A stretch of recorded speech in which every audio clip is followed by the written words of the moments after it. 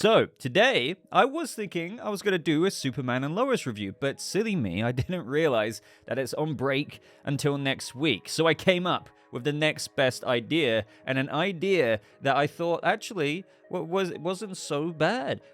Actually, it could be quite bad. It could be quite bad because today I am reading your comments to the Titans series finale. What you're seeing on screen right now is you see the Titans season 4 episode 12 breakdown series finale. 13,000 of you have watched it, 900 likes. So initially I'm going to go by, I think it's on top comments first, and then we'll get into the newest comments after that. And essentially, I'm going to give my opinion on what some of you have to say. I'll play devil's advocate every now and again, but also I may end up agreeing with you. And I just thought that this would be an interesting idea because this is the series finale. So let's get into this. Like the video if you do go on to enjoy it. I'd really appreciate that. Titans is over, but as I said, the content isn't over just yet. There may be a few more videos to come. So, Silhouetted Animator says right away, Trigon dying the way he did was honestly more unbelievable than Bruce Wayne's death in Gotham Knights. You know what? I believe that. I rate that comment. I do.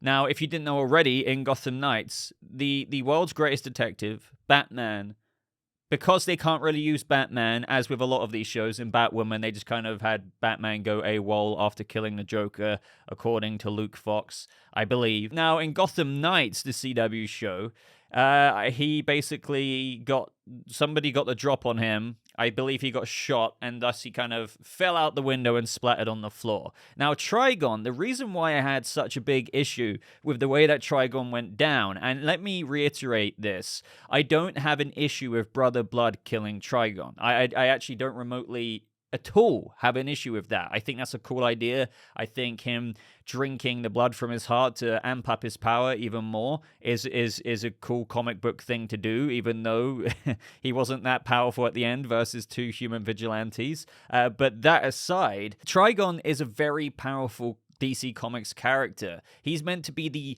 he can walk across the earth and devour it, right? That's what they started to do at season 2, episode 1. And in the Titan series finale, I would say it's probably on the same level as Gotham Knights because, again, Bruce Wayne, the thing that's unbelievable about that is, even though there'll be some people out there saying, oh no, this could happen, this is the Batman we're talking about. The Batman falls out the window of Wayne Enterprises and gets shot, like... Trigon with Sebastian just turning around and just hitting him with a scepter over and over again. No powers, no magic, just the equivalent of this water bottle. And me going like this, screw you, Trigon, you're dying. And he's not even putting a hand up to block. Now, I understand the excuse of, like, maybe he's a bit weak coming into the world. That's not an excuse. Like, I just feel like the execution should have been better with some way. Like, I don't care if he died. Again, that's not the issue. Just have Sebastian surprise him with a magic attack. That would have been more believable. Have some way of Trigon defending himself even though he still dies. But no, take a butter knife and just keep whacking Trigon with it. I'm pretty sure he'll just keep standing there until he's defeated. Look, I don't want to massively clown on Titans in this video because, again, I hope to read some comments where people praise it, and I will agree. But that one, Trigon, unfortunately, was made a bit of a meme on this show. So the next top comment here from Marvelise D saying, I am happy with the way Dick and Kory are together and Connor getting his training from Superman and Raven getting her degree. Yeah, I mean, I agree. I feel like the actual ending of the Titans series, with the way it kind of went full circle with character arcs, I was personally very, very satisfied with. I know some people complain about, they should have put Superman in there. It's like, I feel like maybe you're not so in the know in terms of, and this isn't me trying to sound condescending, it's like you can't just necessarily always have the permission, even if you're a show under DC and Warner Brothers, to use a character like that. Even though we have a Superman show, believe it or not, that you can use Superman there, you can't always, like, literally have the license to use that character, especially if it's being used in another format, like Superman and Lois, for example, or in the movies. Like, that's why you don't always get Joker on TV. Even Gotham, Fox's Gotham, couldn't really use Joker, which is why you had Jerome go to Jeremiah to Jay, like, all over the place, and it just became more of an ideology of the Joker thing rather than that of the actual Joker, even though the very, very last appearance was meant to be the Joker, but they still couldn't say anything beyond Jay.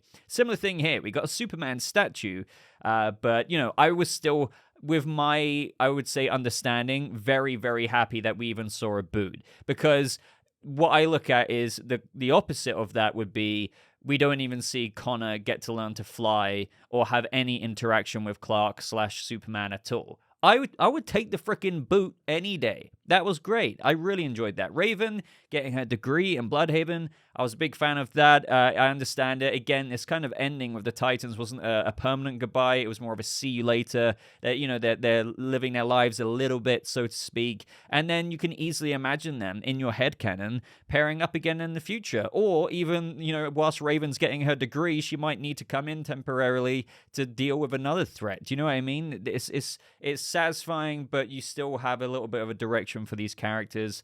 And also with Dick and Kory, them getting together, I know a lot of Dickory fans felt like even though they're happy with this, they would have wanted to see the relationship or them actually get into boyfriend-girlfriend mode rather than they're not actually even properly labeled that by the series finale. I understand that. People basically wanted what happened in the series finale to happen maybe around episode 6. So by the time the series finale came, they're like going full on outright Dickory mode. But I still feel like with everything in the season and the way they tackled it, this is something I'm going to be a bit devil's advocate-y in.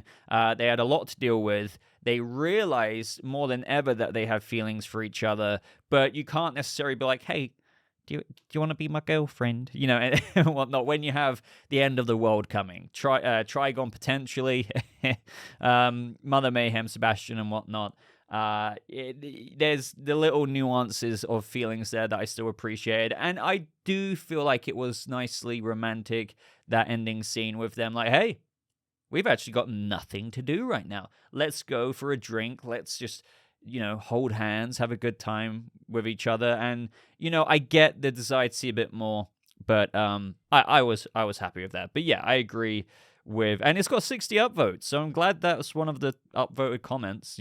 People seem to like the full circle arc for most of the characters there. Not to mention, in my headcanon, Dick and Kory settle down in Bloodhaven, since she's gone to the Bloodhaven University, and Dick would watch over his somewhat chosen family and somewhat daughter, Raven, and protect Bloodhaven. It was fairly obvious what they were indicating with that. But up next, we have Nicholas Garrick saying they should have Raven fought Brother Blood instead of Robin and Nightwing. She legit did nothing. They totally wasted her power this season. So here's, I'm looking at some of the replies here. They also nerf her so bad while she is in her powerful form, White Raven. Facts, the fight wasn't believable. You have someone with no powers fighting a potential god. This was my issue. Tegan Croft, no matter what I'll say right off the bat, was used way more this season. And what I mean by used is like she was in many scenes. The cast was trimmed down. No longer Hank, no longer Donna, no longer Dawn. Probably forgetting someone. But do you see what I mean? It's not like a season 3 situation where she was on Themyscira and then only appeared at the end kind of thing. She was in it. But I do agree that she was underutilized. Now, I always say adaptations aren't copy and paste, but they did make her White Raven. And what I meant by prefacing that with not copy and paste is I don't think they had to go like crazy power mode. But with what they did show, they didn't show anything really. Like, I look back to Raven this season and I just think, okay, she helped out a bit. She was connected with Sebastian in the beginning. She had a vision or two about the Mother Mayhem follower who burned into dust. She released Jinx's soul. And I'm probably forgetting something, but and she freed Kory at the end, which they could have done afterwards, I think, because the thing is the gate was already powered up 100% at that point. So, I'm guessing that's why Raven didn't get zapped anymore when they actually did manage to unhook her. And I understand, because the main comment here is they should have had Raven for Brother Blood. I wouldn't say instead of Robin and Nightwing, because I don't mind Nightwing fighting Brother Blood, because, the way it was shot, the action was still really, really cool in that Sebastian and, Brenton Thwaites Nightwing fight. Love Tim Drake getting involved as well. But the totally unbelievable thing about it is, and I don't want to repeat myself so much from the review, is that the thing is, with villains like this, you do introduce power scaling issues. If you do have someone, technically, right, like Superman, like, this is the most basic comparison, go up against Batman. I'm sorry, he will get his ass kicked. But do you know what Batman does? He incorporates something to debuff who he's up against, in this case, Superman. What is that? Kryptonite. Okay, so that's how Batman, with all of his little contingencies, manages to still be somewhat on a level playing field. With Brother Blood, there was... This is why I have a problem with the execution. There was no Nightwing to Brother Blood Kryptonite there. There was nothing to debuff Sebastian. Sebastian was... distracted by a fight the whole time, sometimes getting his face beat in by a human vigilante when you see the absolute incomprehensible power as opposed to Nightwing, again, akin to Superman's power versus Batman without kryptonite. It was just ridiculous. We've seen so many examples of people drop dead, all kinds of other things. He can send a roar out that can set you on fire. And all he did was like, zoom, little parlor trick with the Force to, and I'm not saying they weren't cool on the way they were shot, but to use only that power was just silly. Now, you need that kryptonite there, or the Brother Blood equivalent. Now, that's why I said White Raven. How poetic is this? The daughter of Trigon is in that same room, the son of Trigon, the main villain, against Nightwing and Tim Drake, yet you don't want to involve her. Even if, and my idea was, you get her little white Raven-esque mystical energy and let it hit Sebastian every now and again, so it kind of like debuffs him a little bit. And what I mean by debuff is just, kind of take the power out a little bit compared to what they're at usually. That would have been Nightwing using kryptonite, aka Raven, against Brother Blood. But instead, no, what we had was the equivalent of Superman versus Batman, no kryptonite involved. Yet Batman still somehow, in this case Nightwing, manages to hold his own. Granted, I do need to acknowledge, yes, that he was about to get his face cracked in by Sebastian at the end, because Sebastian still got the upper hand before Superboy came in. But that's not the point I'm making. If you think that is, you're missing the point. The whole thing is, the whole fight during, Sebastian should have mopped the floor. Absolutely. So yeah, as a result, I don't get why they didn't use White Raven. The excuse of helping Kory isn't really one, in my opinion. When you watch it, like, the gate still got powered up. I know the real reason why they did it is just like, Nightwing, whether people agree or not, is kind of the face of this show. Even though it's a Titans show, it isn't really like low key. It's Nightwing and the Titans, if you get what I'm saying. So they wanted to propel him up there, but I definitely don't think writers should sacrifice logic to this level. We have Colin here saying they can only give her so much power with the way they use CGI on the show. Yes, a fight between Brother Blood would have made sense, but it would have looked so bad on screen. They can always pick hand-to-hand combat because it's... So, I agree with you there. I'm not asking for a full-on Daughter of Trigon, White Raven versus Brother Blood fight. I'm not on about that.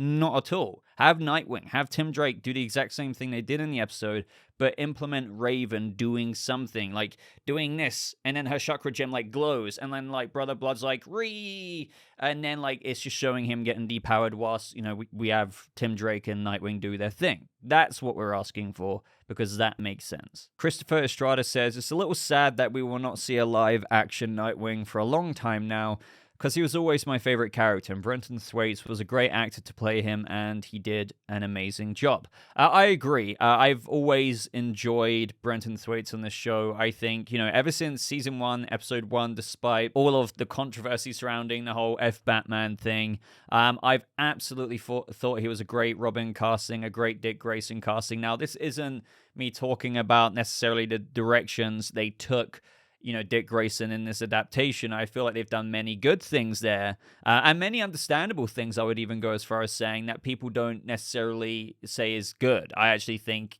kind of low-key is, with the way perhaps Dick Grayson went away from Batman and used his anger there because he was somewhat forged into a bit of a weapon. Like, I do get that adaptation, and I actually, quite frankly, agree it's a relevant take. But there's other, when you go further down the line or a bit deeper into some things they've done, that I completely understand that people are a bit like, what are they doing here with Robin or Nightwing? But no matter what, Brenton Thwaites was very, very good in the role, and I that's one thing I always see is that, I'm here to see Dick Grayson and Brenton Thwaites, and he's great. So couldn't agree more. And we have Red Groot here saying, I do want to add that Ryan Potter really acted his heart out this season. He clearly felt a connection to Beast Boy in a new way this time. He was really getting mannerisms right and the connection Beast Boy has to people he loves. He, I think, made me smile the most while watching. I for sure agree, especially compared to previous seasons.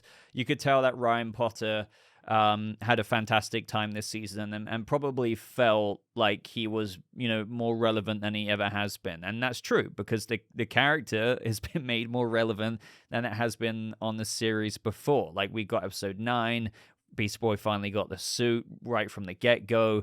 And this pales in comparison to the days of where we had Ryan Potter on Twitter, even last season, and he was replying to fans. They were talking about, well, Beast Boy, something, a storyline this season, and he was like, what story? Laughing face. Things like that. Like, he was very candid about it. So, when you compare that to this season and how much more immersed and engrossed he was with the passion for his character. Not saying that he hasn't had a passion for Beast Boy, but it definitely felt like he felt a little bit like the way the fans did about the, underutilized Beast Boy and the underutilized story, that he had ignition of passion for the character and his time on Titans. And yeah, I really enjoyed him as well, and I feel like we got some great Beast Boy stuff. And it seems that most people agree with that, especially episode 9. Adam Grunther says, while I think they took way too long to make him a full-on villain, I think Joseph Morgan's Brother Blood is definitely my favorite big bad in the show's overall run.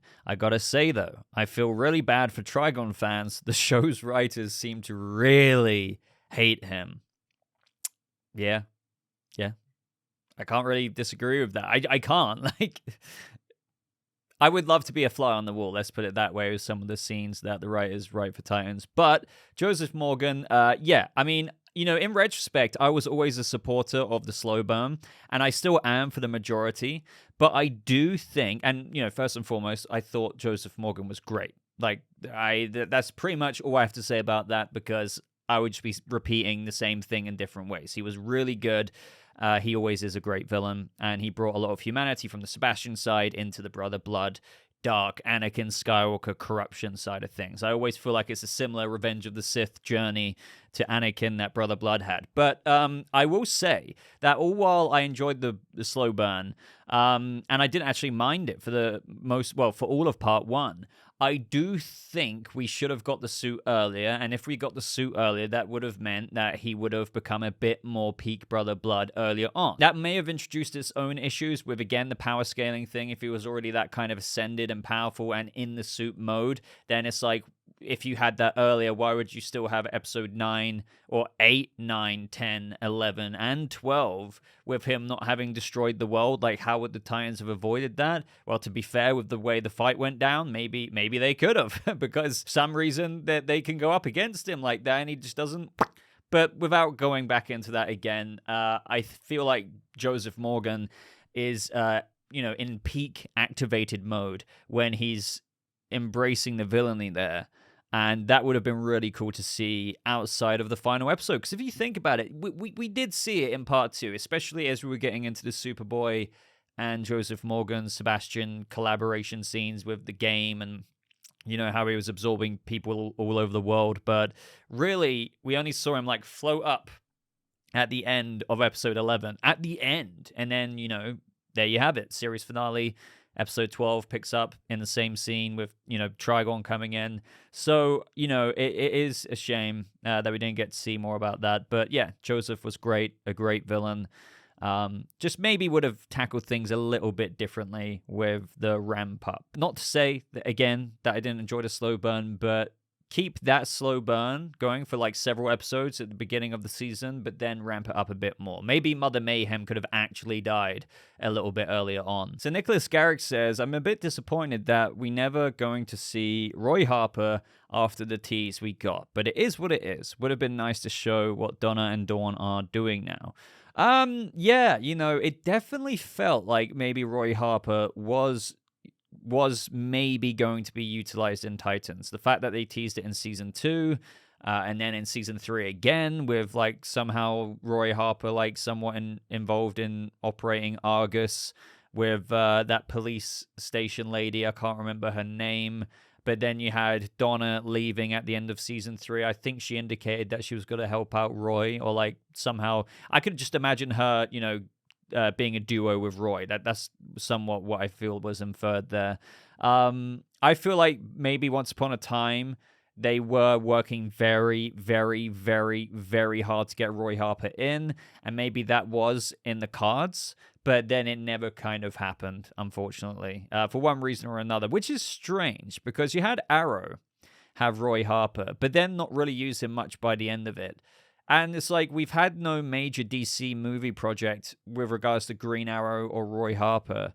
So I don't get why there'd be such a limitation on that character. I understand Lex Luthor and other things, but yeah, Roy Harper's a bit of a strange one. And I feel like he would have been a really good addition to the show. It's not necessarily an OP character, because a lot of people wanted Wally West in the show, and the Speedster would have introduced all kinds of writing problems. That somewhat apply to Superboy in a way, because he can speed around really fast, and, he could solve a bunch of situations if you want to get nitpicky there with the writing, which we call nitpicky, but it is low-key valid. Like, if you did this in animation, like, he could solve everything all the time. Heck, it doesn't even have to be animation.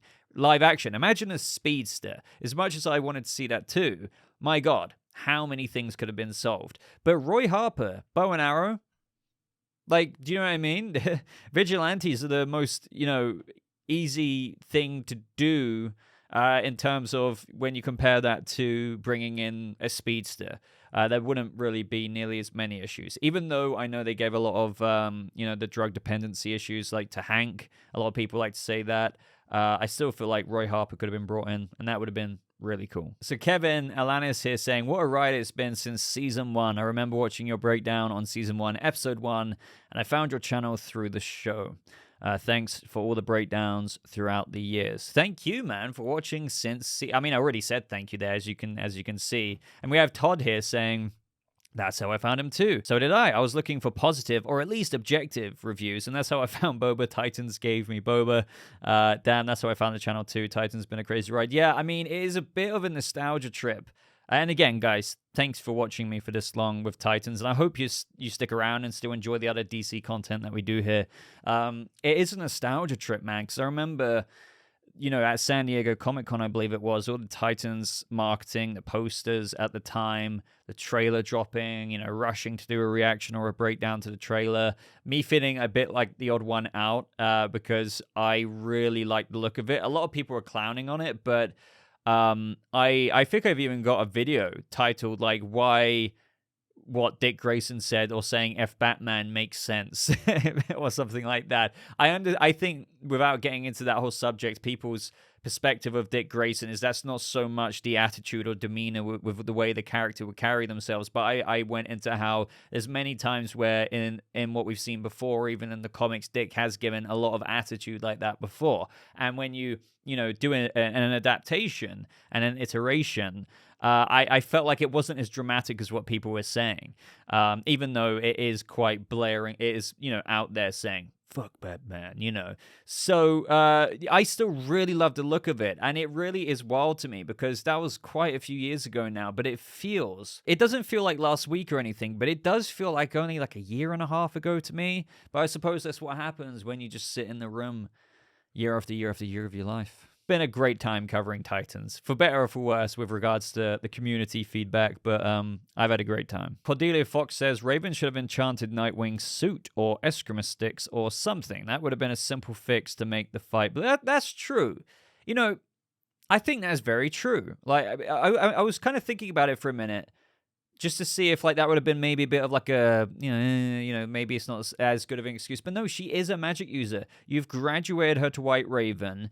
If she said, like, they could have easily included something like this in the writing, and where, since Sebastian quite simply didn't make their heads bleed and cause aneurysms like we saw him do earlier that episode and kill people in the Star Labs lobby, it would have made sense for the writers to put in. And this is why I always, and you could say hindsight is 2020, but this is why you have a writer's room. This is why you work on it, and they don't work on it for one day. Do you know what I'm saying? So it always wows me when I look at situations like this, and this isn't one of those, and I'm not trying to make it sound so simple, but I still don't think this is one of those situations where it's like, oh, you can't do that idea because what you don't understand is with the production and this, it actually would mean all of this. No, it wouldn't. One line of Raven saying, and one scene that you can still use on the same set you were filming on, and one little coat of CGI or something like that, or maybe you don't have to show it. It could have been like an off-screen thing. One line of Raven saying, hey guys, and obviously not this dialogue I'm saying, but given what Sebastian did, like with everyone's heads bleeding, when we're going in there, I need you to have this form of protection or something like that. And given that she has gone to White Raven mode, they've literally showcased her releasing Jinx's soul, and they're like, how did you do that? And she's like, I don't know. Like, inferring that she has these access to new powers that she doesn't necessarily even know about herself. She could have like I don't know, maybe I can do this, and imbue you with some kind of protection as the daughter of Trigon. The fact that he's the son of Trigon means that with whatever I'm about to imbue your suit with, or your being, or your eskrima sticks, I would probably prefer an enchantment on just them as a person, will make you potentially invulnerable to Brother Blood's aneurysm effect. Again, that could be like a 45-second scene, tops. Absolute tops. And it would have made the Brother Blood fight believable, because then it would make sense as to why you could only use the Force to like do something every now and again, or like force push them or force pull them the way he did with Nightwing and Tim Drake. The little simple things like that make the writing a lot more cohesive, and it doesn't throw the logic out the window. Ivan here says, I got a bit emotional when they were all sitting in the end. I'm going to miss this show a lot. Yeah, I don't think people were speaking enough about the ending. I felt like it was very emotional, without repeating myself so much from earlier, because I think I've already spoken about this. I just feel like with the way the characters were sat around after all of their journeys here, they were basically saying their goodbyes. It's the final episode, and we realize it too. I'm glad it just didn't end with like a shot where they're just walking down an alley and there's kind of no closure there. Each character said like, okay, this is how I feel, this is where I'm going, this is what I'm doing. But then we even got that extra scene with Superboy and Dick Grayson, which added even more context into that character's journey this season. I feel like they catered pretty well to each character in the final scenes of the show. Nicholas Garrick says, I thought it was a good ending for the series as much as I wished it continued to go. It was satisfying. Love the show and cast. Hopefully James Gunn decides to do something with Titans in the future, because they're awesome.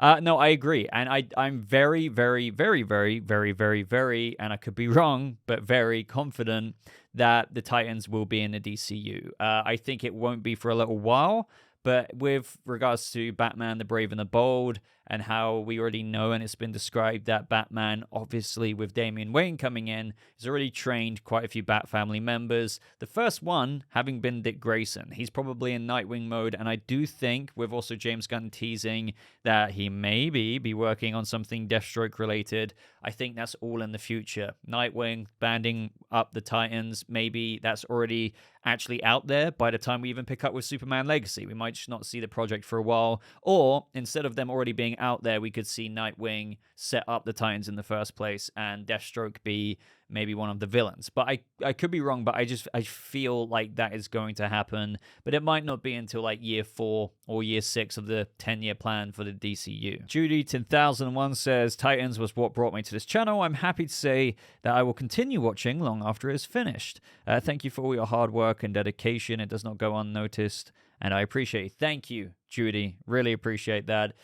We have Kwashimo saying, I agree with I agree with you with every single thing. I tend to not notice flaws and in a show, but the Trigon weakness and the Brother Blood fight, can't talk right now, left me disappointed. But I'm going to miss this show so much. My favorite scenes would probably be Kory flying and the Dickory ending scenes. Yeah, Kory flying was awesome. To be fair though, somebody brought it up, and we actually have kind of seen it before. I believe at the beginning of Titan Season 3, in that beginning warehouse fight that we had Kory like floating down right at the very end of it. So she has technically done it before, but because of budget and stuff like that, I guess we just don't see it all the time. So Kayla Anne Marie brings up something here which I wished, and I felt borderline silly, that I didn't think about in my review. And it would have probably made me come down a little bit harder, because it is very, very, very true. When you set things up and you don't do certain things like that,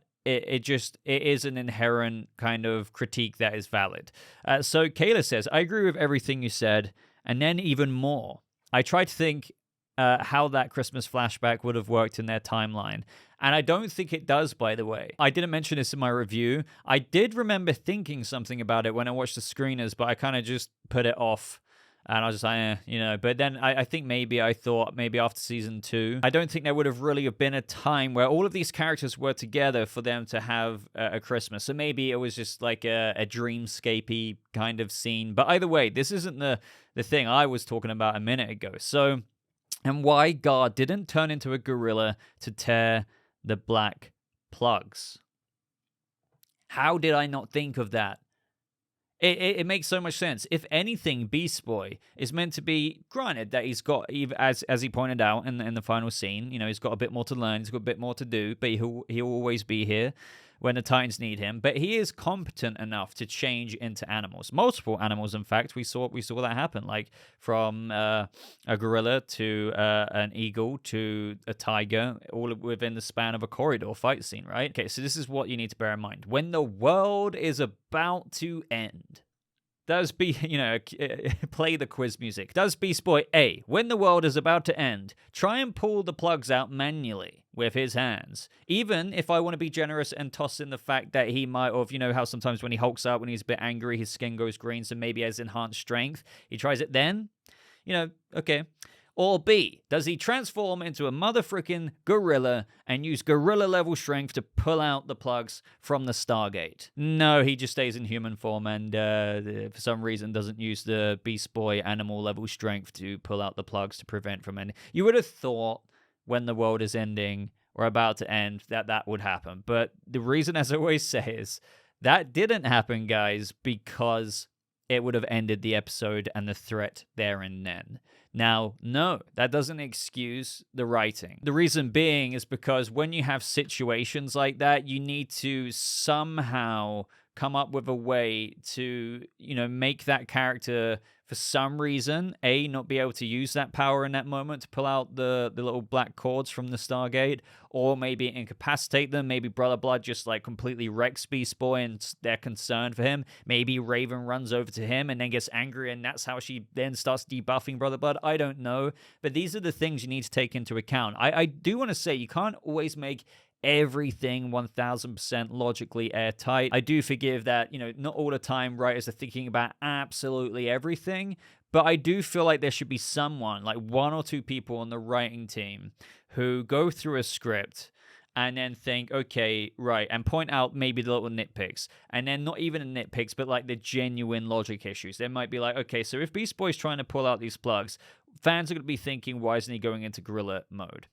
What do we do about that? How can we combat this? Jerry, what do you think? Do you know what I mean? I feel like that needs to happen. Maybe Brother Blood uses his power and it does something to his ability to transform. I'm just saying anything would be better than what is on the screen, because then you just make the character kind of, not that I think this about Beast Boy, but with the way the episode displayed the character, it makes him look silly because he didn't think of transforming. Do you know what I mean? Like, that's now what the character didn't do, canonically. The character didn't think of doing that. So then you can critique the character, even though we know the character wouldn't really make that decision. So yeah, this is where you go round and round and round in circles of critique. But yeah, but either way, I loved the acting. No, wait. Wish Raven had a bigger scene and kept thinking she would. I loved the acting, though, and I still thoroughly enjoyed this episode and series. The very ending was perfect, and headcanon tells me they get back together not long after this. Hard to believe it's over, but I remain optimistic for a future of Titans in the DCU, for sure. Thanks for all these videos, Boba. I had no one to talk to about this show. Then I discovered one of your Titans recaps, so I'm very grateful. Next, Doom Patrol. Yeah, totally forgot. Doom Patrol. What's going on with that? Have we even had like a part 2 teaser or anything yet? I don't know if we have. By the way, thank you, Kayla, for your lovely, lovely kind words there. And see, like, we got more people commenting about it here, and this is why I should have realized it myself. Joseph says, I agree with you with the whole wormhole room segment. Also, while watching it, I was thinking to myself why Gar wouldn't turn into a gorilla again, like in episode 6, and just use the strength of a gorilla to pull out the tubes, since he was struggling to pull them out. I know. Jesse says, thank you for your videos, Boba. Really going to miss this show. Can remember season 1. Fresh out of high school. Happy with the ending, too. Great send-offs. Crazy both Titans and Flash ending the same year. All right, so those were the top comments, but let's go to the newest first. Oh, my. Richard says, Trigon was the most appalling CGI creation I have ever seen. Then he just stood there and let Brother Blood hack his chest open, and I highly doubt he could die that way anyways. Probably, actually. That's a good point. Like, for someone that powerful, like, the physical damage... The ripping the heart out thing, fair enough. But yeah, like, this is what I mean. It's just, yeah, the execution of it. Well, I'm going to try and refrain myself because I've gone on enough about it this video. I like the show when it first came out, but the sets were too clean, too techy, and the script... I was fine with that. Star Labs is very techy. The Batcave was awesome in season 3, I think. What else is there? The Titans Tower was pretty decent and believable in season 2. The character development was all over the place, and they wasted Raven. It felt like a show that was it felt like a show that knew it was over, and they put barely any work into it. Fair enough, Richard. Fair enough. I mean, I agree and disagree with some of that there. This show completely ruined the nature of Robin. WTF. The nature of Robin. The only thing I can imagine Aaron is on about there is actually, funnily enough, maybe what Kevin is talking about below. So Kevin says, the only thing that got to me with the Tim Drake transformation into Robin is that it seemed like only Batman could deem someone a Robin. And if I'm not mistaken, Tim and Bruce haven't even met yet. Very small thing aside, I'm really going to miss this show. And as for this, I mean, I do totally get it. With no Bruce Wayne this season, and I can't remember if it's been said out there that they couldn't actually use Bat Family stuff this season or not. And even then, like, even if they could, they might have wanted to take a break from it after how much Bat Family or Bruce Wayne's been in the past. But I can completely understand where people are coming from with regards to Dick Grayson seemingly giving the mantle of Robin to Tim Drake, or, you know, well, maybe Jason kind of somewhat symbolically passed that on when he went to Gotham to meet up with Red Hood. But yeah, in terms of like super traditionalist stuff, normally Tim Drake obviously would train with Batman, but that's just simply not somewhat of the makeup that this show has. Like, Batman is, to be honest, I say that, but Batman has, or Bruce has been in the show quite a bit, but we've never had a scene of Bruce in the Batman suit, or even outside the Batman suit, actually training a Robin. Do you know what I mean? Even with Dick Grayson, the best we got of that was when Dick was in prison and he had like a dreamscape of him fighting Bruce, but it wasn't even real then. So I think they work with the limitations that the show has, and what I mean by limitations of the show is that you can only do so much with Bruce, or, you know, not even really barely Batman. And even when we had Batman, it was a stunt double without a logo on the chest and in a bunch of smoke. So, you know, we can barely get that, so they have to work around the limitations of the show. And maybe some of you could then say, oh, well, don't use Jason Todd, or don't use Tim Drake. But I still think they wanted to do an iteration of those characters and bring it to screen in a way that they can try and work around some of those things. And I think there is an argument to be made there that Dick Grayson, having trained with Batman for the majority of his adolescence and adult life up until Nightwing mode, is competent enough to train a Robin, even though I don't think they remotely showed that well enough this season with Tim Drake. The best we got was VR training. That's it. And then all of a sudden he can take on multiple thugs out there. That's just that's hard to believe. But, it's still headcanon. I think it matches with Dick Grayson training people. Does he have the right to call people a Robin? I think in one way, no, because it's like that's Batman's thing. He should be the one, right? And that's how it is. But B, after Dick being the first Robin, I think there's also an argument to be made that he can pass on the mantle like that, or like somewhat steer a new Robin down that path. And he did. He steered Tim Drake to Jason, who was the previous Robin. And, Jason ultimately, even though he's no longer Robin, still somewhat resigned himself to like, Tim will be a better Robin than me. Do you know what I mean? So I get what Titans was going for. It might not be the most favorable. It might not be the most traditionalist canon that you're used to with Batman or Bat Family stuff. But it's I wouldn't say that's awful. I do think they have some, arguments there that can be seen or made in a way that they make it work to be somewhat believable with the way the Robins came into the show. I do find it interesting, ever since I've sorted by newest first, all of these newest ones, and I'm not saying that, I haven't read all of them yet, but I'm not saying they're invalid, but they're all negative, like very negative. Why the hell doesn't Starfire? And then this season was shaky, and then I was so disappointed, and it's like, so just interesting. Just bear in mind, these are probably some of they are the most recent and probably the most negative. So disappointed. This series was horrible. I love this show. Oh, Stephen. Sad to see it end, but we'll always have these seasons. Boba, I'd love to see a season's ranking video or just other Titans related ranking stuff, something to think about. Cheers. I'll probably get to that one day. No promises, but maybe one day. And here they say also Raven is a healer, and yet they never bothered utilizing one of her mainstream powers. Yeah, a lot of people said, like, why didn't she even attempt to heal Bernard? And I think that's a good point. Some people have made defenses for it, saying, well, it's Brother Blood's magic. Maybe she might not have been able to, but show a scene. Like, I think the fact that Raven didn't have anything really leaned into so much. Nothing with White Raven. Her powers were identical to the previous form of Raven, just a different color. The only thing that we saw, if I remember, that was different was her releasing Jinx's soul. That's it. That's it. Sykes Av says, I really thought the Titans would finally meet the Justice League and get their respect, or they actually show up and help the same way we didn't fully see Superman's red boots with Superboy. Again, that goes back to what I said earlier.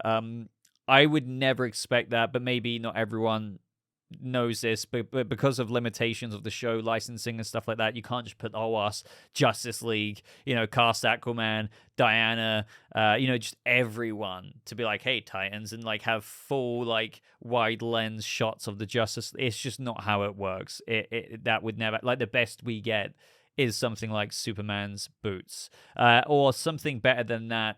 We could have got is like Supergirl season 1 or Naomi season 1, where you kind of saw Superman in a blurred, shadowy mode. You can make out some of the blue, the red cape.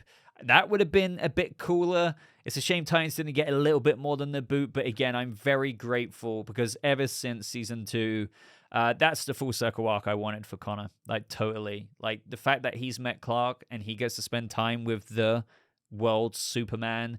Like, what more could you want with that? I mean, other than obviously seeing both characters interact, but when you have realistic expectations of how, like, what the show can and can't use, that's as good as it could have got. So Bulk here says, so basically a summary of this ending would be a hybrid mix of Klaus Michelson and Ramsey Russo bloodwork summoned a cheap dollar store version of Mehrunes Dagon so that he could kill them. We're getting into Elder Scrolls here. I like that. Okay. Gain his powers by eating his heart, and then use a Stargate to open a wormhole to another planet so he could destroy it. Sounds legit. Also, if you got all those references, I'm impressed. Of course I did, man. Who do you think I am? Did you guys get all those references? So Ron Rubens says, totally agree. So many ways they could have done the final battle with Brother Plug. I'd like to think that was just a phone autocorrect. Oh, but how am I ever not going to think of him as Brother Plug now? Brother Plug. Hi, my name is Brother Plug. And I'm going to plug in the Stargate so tight that not even Gar can unplug it later on. I don't know. Enjoy the series. Like the ending. Goodbye. It reminded me of the last episode of Agents of S.H.I.E.L.D. Anyway, everyone, I think I'm going to end this there. This video went on way longer than what I thought it would, but couldn't really help myself getting into some of your comments, going into all of some of the stuff we speak about in a review a bit more deeper, and just getting your guys' perspectives and all kinds of things like that. So I hope you enjoyed this video. Just wanted to put something extra out there with regards to Titans, involve your guys' comments in a video. So what did you think? What did you think of other people's thoughts? What did you think of my thoughts on other people's thoughts? Let me know down in the comments below, as always. Of course, do consider subscribing for more videos like this. I guess, you know, there will be more Titans videos in the future, and maybe more DCU Titans videos in the future, and I'm sure you'll enjoy the other DC content on this channel. But until next time, ladies and gentlemen, thanks for watching this little bonus video. Honestly, didn't expect to make this today. Thought it'd be Superman and Lois, but didn't realize it was on break. But yeah, have a lovely rest of your day, and I'll see you, Titans family, in the next video. Goodbye.